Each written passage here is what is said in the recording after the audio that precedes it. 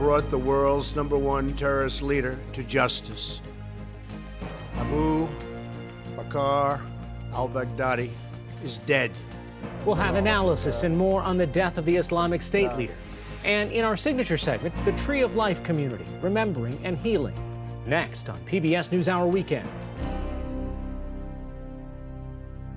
PBS NewsHour Weekend is made possible by Bernard and Irene Schwartz, Sue and Edgar Wachenheim III, the Cheryl and Philip Milstein family, Rosalind P. Walter, in memory of George O'Neill, Barbara Hope Zuckerberg.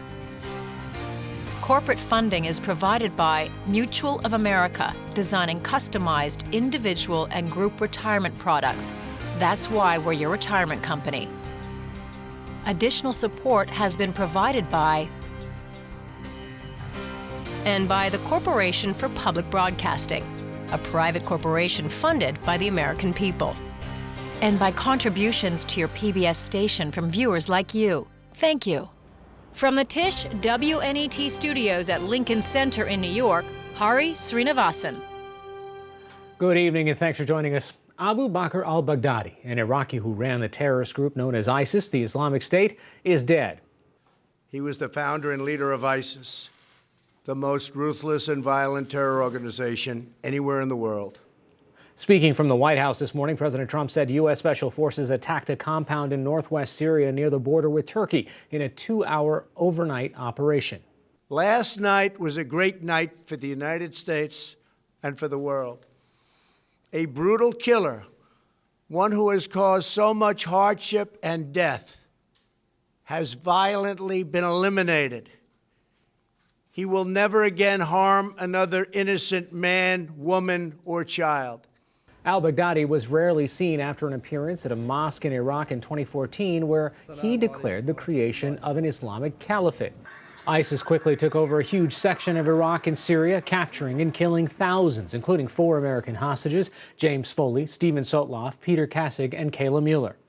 U.S., Syrian, and coalition forces forced ISIS out of much of the territory over several years. The U.S. declared victory over the group this March, when the last ISIS-controlled town in Syria was recaptured. According to the president, finding al-Baghdadi became his administration's top priority. Yesterday, Mr. Trump, members of his cabinet, and military leaders began monitoring the mission from the Situation Room at about 5 p.m. Once word of al-Baghdadi's death and the safe return of all U.S. troops came in, the president tweeted a cryptic message at 9:23 p.m. that read, quote, "Something very big has just happened." Taking questions after his announcement this morning, the president said he watched the military operation in real time, including the final moments.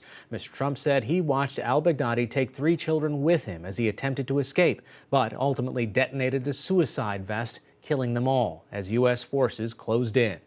He died like a dog. He died like a coward. He was whimpering, screaming, and crying. And frankly, I think it's something that should be brought out so that his followers and all of these young kids that want to leave various countries, including the United States, they should see how he died. He didn't die a hero. He died a coward, crying, whimpering, screaming, and bringing 3 kids with him to die. Joining me now from Washington, D.C. is Nick Schifrin, Foreign Affairs and Defense Correspondent for the NewsHour. First, let's talk about what happened during that raid. Yeah, Hari, we saw about 8 helicopters, according to the president, full of special operations forces, leave from what we believe to be Iraq, traveling all the way across Syria. It took them about 1 hour and 15 minutes. The president talked about how that was the most dangerous part of this mission. When they landed just outside of the city of Idlib, they had a brief firefight. They blew their way into the compound, and eventually, as you just reported, they chased al-Baghdadi down into a tunnel that the U.S. believed had a dead end, and that's when Baghdadi blew himself up, taking with him his 3 children. And there's aftermath video collected by local journalists, and you can see 2 things. One, evidence of a firefight. You see one van riddled with bullets, and also you see the compound completely destroyed. American jets destroyed the compound after the U.S. operation concluded. And Hari, what's interesting is this was not in an area generally associated with or controlled by ISIS at all. It's controlled by militant groups that oppose ISIS. And so it seems that U.S. intelligence officials believe that Baghdadi was being housed and protected by an al-Qaeda offshoot that might have been looking for some kind of agreement with ISIS, or at the very least thinking of securing him. So how did U.S. forces get this intelligence in the first place to figure out that he was in this place that he probably ought not be?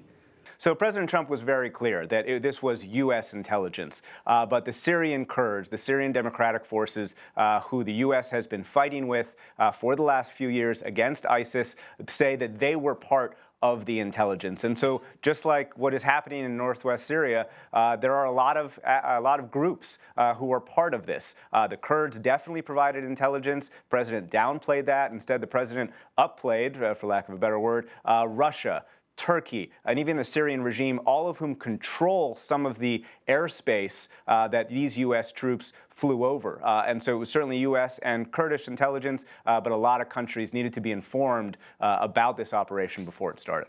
You know, a lot of us remember very vividly when President Obama addressed the nation after the killing of Osama bin Laden. This was about as opposite as you could be, even the language and the tone that the president was using today.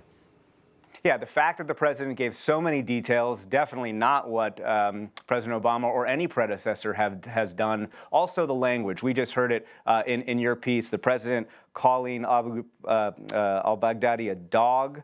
That kind of language will rankle many ISIS fighters, which of course is what the president is doing. But I talked to ISIS analysts this morning, and what they are saying is that this could taunt ISIS fighters and perhaps increase their desire for some kind of revenge attack. All right, put this in the context of this conversation we've all been having now on whether or not or how U.S. troops should be involved in this area, whether they're going to be withdrawing or not. Yeah, the president was offered the opportunity basically to say, hey, this is another reason that we shouldn't be in Syria. And he said, no, what is going to happen is that U.S. troops are going to remain to protect oil fields. Now, those oil fields are in the northeast part of the country, away from the Turkish border that we've been talking about recently in terms of this safe zone. But these oil fields will be protected by Syrian Kurds and by U.S. forces. The problem, according to military commanders with that plan, is that the U.S. forces will be a stationary target. And so that's why they're thinking about sending in things like tanks, really making the U.S. presence more robust, hundreds of U.S. soldiers, perhaps even up to 1,000, according to some officials. And that's exactly what President Trump ordered to withdraw. The other thing that U.S. forces or U.S. officials want to point out is that those U.S. troops will be able to keep fighting ISIS. And the Pentagon itself says that ISIS is not defeated. They say about 18,000 fighters between Iraq and Syria remain, creating sleeper cells that are largely autonomous, Hari. And what that means is that, at least in the short term, Baghdadi's death will probably not mean anything on the ground for tactics of an ISIS group and ISIS groups that are really trying to become an insurgency, especially in Iraq, but also in Syria once again. PBS NewsHour's Nick Schifrin, our foreign affairs and defense correspondent. Thanks so much. Thanks very much. For more perspective on Abu Bakr al-Baghdadi and ISIS, I'm joined here in the studio by Jennifer Caffarella. She's a research director at the Institute for the Study of War. So if we're to believe that it is him, because he's been said to be dead before, but I think this one, it seems to weren't real, how significant is it? The elimination of the ISIS leader, Abu Bakr al-Baghdadi, is a very big deal. We've been on the hunt for this individual since 2014, when we intervened to halt ISIS's rampage across the Middle East. And the death of Baghdadi could actually have a disruptive effect not only on the ability of ISIS to reconstitute inside of Iraq and Syria, but also potentially disrupting ISIS's global expansion, which has been a key priority for Baghdadi and his emphasis this year, actually, up until his death. And he was sort of tactically a little different in that he didn't necessarily want everybody to show up here anymore or show up there. He just go ahead and do your attacks wherever you are. Yeah, ISIS has prioritized inspiring attacks, essentially wherever there are Muslim populations that could respond to his call. And the problem that the U.S. has faced, even before the elimination of Baghdadi, is that ISIS already diversified its footprint for how it is generating not only the inspired attacks, but also the high-level coordinated ISIS attacks. So there are actually 4 global provinces of the Islamic State that have thus far participated in attack plots in the West. Okay, and in that case, considering that ISIS is diversifying geographically, how much does the leadership structure is how much of it is centrally commanded and controlled? I mean, I've heard that he had lots of fail-safes and high security measures. Does he have a succession plan that is automatically triggered? If you guys hear that I'm dead, you take over. I do expect that Baghdadi has a succession plan. We don't yet know. We'll see in coming days how fast a successor is named. But he was running a very coordinated and disciplined military organization, again, not just in Iraq and Syria, but globally as well. So I think one of the key questions is how dependent was the linkage between the global operations and the fight in Iraq and Syria? How connected was that to Baghdadi, the person, or how much of that was run by, say, his deputies or his overall military commander? I don't think we yet know. That'll be something to watch for as the aftermath of Baghdadi's death unfolds. And what about the fact that this happened in northwestern Syria, an area that really al-Qaeda is supposed to be dominant in, and these are factions that don't get along? Was he trying to create a bridge, perhaps? Yeah, this is the big surprise in the death of Baghdadi, the location where U.S. forces eliminated him. ISIS had been conducting a campaign for over a year now to expand its presence in Idlib, to try to undermine the al-Qaeda governing project in Idlib, which was a challenge, a potential competitor to the Islamic State. So for that reason, actually, is why it was surprising that Baghdadi was there amidst offensive operations against al-Qaeda. You wouldn't expect him to be co-located with that kind of a fight. Yeah. But his location in the al-Qaeda-dominated area could indicate a couple things. First, it's possible al-Qaeda doesn't have that strong of a hold on that terrain as we expected. Or alternately, and most dangerously, he may have been involved in renewed negotiations with one or more of the al-Qaeda factions operating in Idlib, which share his desire to conduct attacks against the West. And finally, what about this, the taunting, or at least the language that the president used? Does that resonate with his supporters? Are they just going to consider him a martyr outright, regardless of the circumstances of the death? I think that the language that we all use to describe the Islamic State has most of it an effect on those who fight ISIS, right? This is a huge morale victory for all of the civilians and military forces across this region that have risked their lives to confront or escape this organization. I do think it's appropriate for the U.S. to take a victory lap on this. This was a significant accomplishment, although I do not expect that it actually will break the will of ISIS's fighting force to continue to fight. Jennifer Caffarello, thanks so much for joining us. You bet. Thank you. To watch President Trump's entire address to the nation about the Islamic State leader's death, visit pbs.org/newshour. In his announcement this morning, the president thanked Russia, Turkey, Syria, Iraq, and the Syrian Kurds for support of the mission. Vali Nasser is a former senior advisor in the State Department under the Obama administration and a Middle East scholar and professor at Johns Hopkins School of Advanced International Studies. He joins us now from Washington, D.C. Last sort of group to get thanks today were the Kurds. Should this be another example of their value to the United States, the fact that they were able to help provide some of the intelligence on the ground, whether they're Iraqi Kurds or Syrian Kurds? Of course. The Kurds have been fighting ISIS for a long time. They have been very critical in keeping him at bay. They have been important even in putting al-Baghdadi on the run. So in many ways, aside from what intelligence they provided, we wouldn't have been here had it not been for Kurdish support all along. At this point, it seems that regionally, we seem to have ceded control to say it is an alliance of Russia, Syria, Turkey. Do with the area what you want, and we will be there in some capacity, perhaps to guard the oil fields. Well, I think guarding the oil fields was just a sort of a throwaway excuse by President Trump when he came under a tremendous amount of pressure for abandoning Syria. I think largely he made a decision that he wanted to withdraw from Syria, and he could come up with any number of excuses. And he got pushed back because people were worried that ISIS would become resurgent. That was the most important criticism that he received. So the killing of al-Baghdadi relieves a lot of pressure from President Trump. And does that change what Turkey is doing in Syria now? No, I think Turkey's focus is on crushing the 50,000, 60,000 armed Kurdish forces that it sees as a threat, or at least pushing them sufficiently back from the Turkish border so they wouldn't be an imminent threat. Turkey has never been as concerned with ISIS or al-Qaeda or other jihadi groups, and therefore it might view the sort of downgrading of the ISIS threat in the United States is actually a benefit to them because some pressure would be lifted from even Turkey's operations in Syria. So what does this do to the strength that the United States has in the region and perhaps any sort of long-term kind of moral authority? Well, I think it will give President Trump greater assurance to continue what he's doing. He can talk tough, but he's really withdrawing from the region. And he can make a case that the United States can do pinprick attacks to protect itself, like killing of Baghdadi, without having a very big footprint on the ground. So this is a major move back from the doctrines that President George Bush put on the ground of a massive U.S. presence in order to protect the United States. And frankly, Hari, I think the big issue here was not ISIS, was the Syrian forces. These were 60,000 forces, a militia of 60,000 that essentially belonged to the United States. And we were maintaining it on the ground with very few American advisors. And it gave us a much bigger footprint in Syria and the Middle East than the 2,000 number of American troops suggested. And President Trump basically gave that away without any kind of a justification from anyone for what he was getting.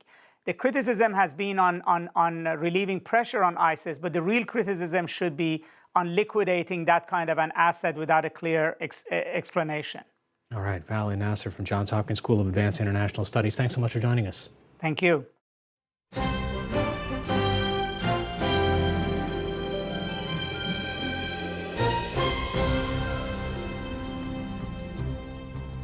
Today marks 1 year since a gunman opened fire inside the Tree of Life Synagogue in Pittsburgh, Pennsylvania, killing 11 people and injuring 6 others. In that time, almost 450 more people in the United States have been murdered in mass shootings. Last month, NewsHour Weekend's Yvette Feliciano returned to Pittsburgh to talk with Tree of Life survivors about pain, healing, and commemoration. September, just a few weeks away from the start of the Jewish New Year and the high holidays. It's the holiest time in the Jewish calendar, but at the Tree of Life building in the Squirrel Hill neighborhood of Pittsburgh, there's very little activity.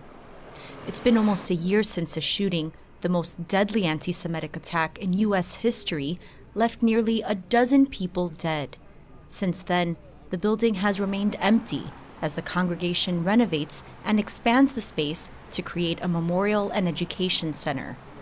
But all around Tree of Life and through its windows are signs of a community trying to heal. And everything you see is something that we pulled in out of the heaps of the flowers. Laurie Eisenberg is a history professor at Pittsburgh's Carnegie Mellon University and a board member at Tree of Life Synagogue. She was part of an effort to preserve the makeshift memorials that sprang up in the wake of the shooting.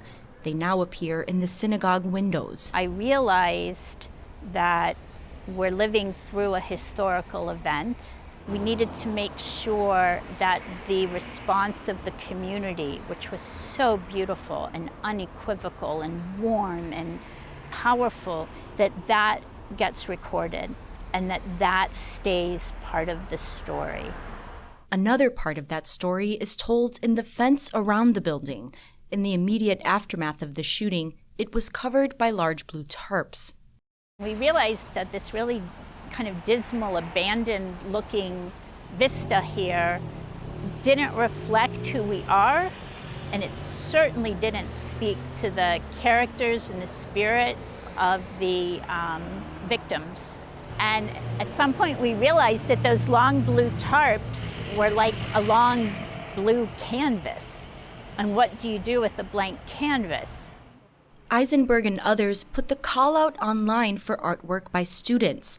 They received over 200 submissions from schools all over the country. Many now hang over the fencing around Tree of Life. Over 100 pieces came from students attending Marjorie Stoneman Douglas High School in Parkland, Florida, the site of another mass shooting just 8 months before the attack on Tree of Life. We have been unwillingly and forcibly inducted into a club no one wants to belong to. And you think that's like a metaphor, right? And what we've discovered is that it's actually a real, tangible fellowship. I've had a lot of contact with some of the Parkland families. They came up here, and you have an instant connection. Michelle Rosenthal says that fellowship has helped her during her mourning process. She lost her brothers, David and Cecil Rosenthal. When there are other shootings, we reach out to each other because it is a huge trigger. And there have been many such triggers in the past year. They include the attack on 2 mosques in Christchurch, New Zealand in March, and nearly simultaneous shootings in El Paso, Texas, and Dayton, Ohio in August. Rosenthal says the El Paso shooting was particularly hard for her. I turned on the news, which I probably shouldn't have done, and just watched a woman who was looking for her mother, and I relived that day of trying to figure out if my brothers were dead or alive. And it's the worst feeling. There's nothing worse. In mid-September, Rosenthal appeared with other family members and religious leaders addressing how Pittsburgh's Jewish community was faring in the run-up to the high holidays. Its panels included representatives from the 3 congregations who were housed inside the Tree of Life building: Tree of Life congregation itself, New Light congregation, and Congregation Dor Hadash. All 3 lost members in the shooting. For me, Some spoke of trauma and survivor's guilt. I go through these scenarios in my mind, as I think a lot of the other victims do too, about, I could have done more, I could have saved people. Why did this person choose to do X, Y, and Z? Why did they turn the other way?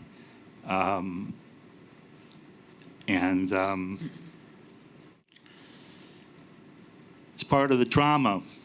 It's part of being human. As the community entered the first New Year since the attack, Stephen Cohen, co-president of New Light Congregation, said he was feeling anxious. What's on your mind? What are you thinking right now? I'm afraid. I'm afraid because the high holidays are a time of reflection, of introspection, of asking God for forgiveness, and to write us in the book of life. How do you relate that to what happened last October? How do you think about your future when you have a past hanging over you? Mental health professionals serving the community since the attack are trying to help answer those questions. Jordan Golan and Stephanie Small of Jewish Family and Community Services say the people they treat are becoming more emotional as the one-year mark approaches. Their anxiety is heightened, they're not sleeping, they're becoming more irritable, and a lot of times they don't know why. They don't realize this is a traumatic stress reaction. People who experience trauma desperately want to turn the clock back and go back to life as it was before. And the reality is that it's not possible. It's not possible to go back to where we were before. The best that we can hope for is what we call integration, and trying to integrate the traumatic experience into our lives, return to a sense of normal functioning. But what happened, the trauma that we've experienced, is a part of our lives. It's something that we're going to carry with us forever. Michelle Rosenthal says she was feeling anxious about observing the new year without her brothers for the first time, but she wants the focus to remain on them. What motivates you to sit down with the media and talk about this? What happened that day was just so hateful and so horrific, and I don't want that to be what the story is about. Instead of the story being about what happened, focusing more on my brothers and how special they were. I want the story to be about all of those lives. They were at the synagogue doing what they loved with the people that were another family to them. And that's what I want the focus to be on, is just those beautiful stories and how much those people cared about each other.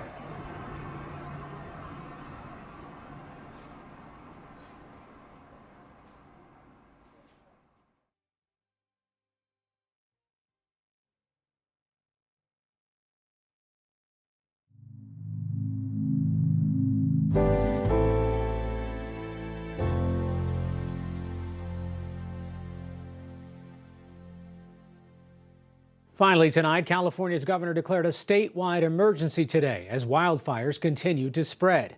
Fire officials in Northern California doubled evacuation orders as wind gusts reached 80 miles per hour near the massive Kincaid fire, and another fire broke out near the city of Vallejo. And late today, word that former Representative John Conyers of Michigan has died. Conyers represented the Detroit area for more than 5 decades before resigning in 2017. He was 90 years old. That's all for this edition of PBS NewsHour Weekend. I'm Hari Srinivasan. Thanks for watching. Have a good night.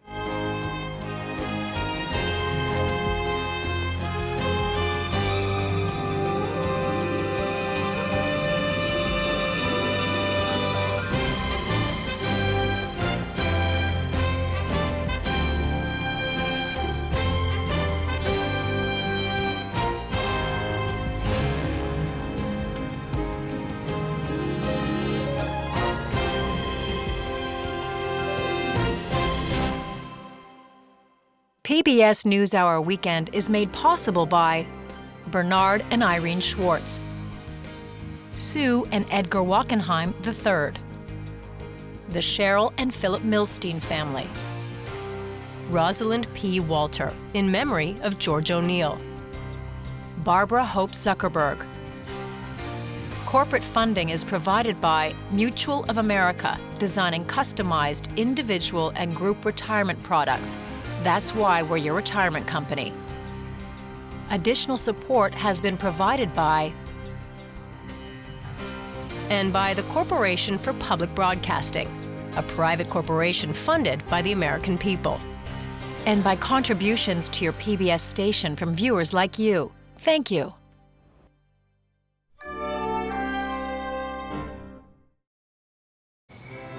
Be more PBS.